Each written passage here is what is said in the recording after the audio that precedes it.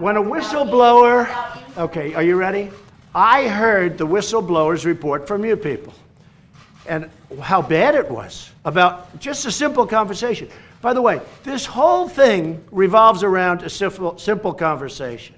And if you remember at the beginning, it was quid pro quo. That's all you heard about.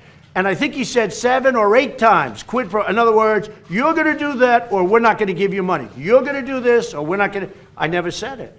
But when I heard these horrible stories come out, I had no choice but to release a conversation, which I hate to do, and I hope I don't have to do it again, with the leader of a country.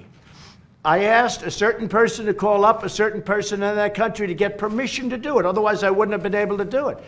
And if I didn't do it, and I appreciate Ukraine for allowing us to release the conversation, but it was so innocent, it didn't hurt them. If anything, it helped them, because it was a very innocent conversation.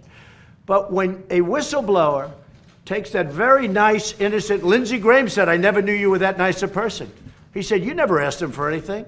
You were really, really nice. Lindsey was saying, I never knew you were so nice. That was a perfect conversation. I heard Rick Scott today say that was a perfect conversation. How can they impeach him on that conversation? He read it. He's a very smart guy from Florida, Rick Scott.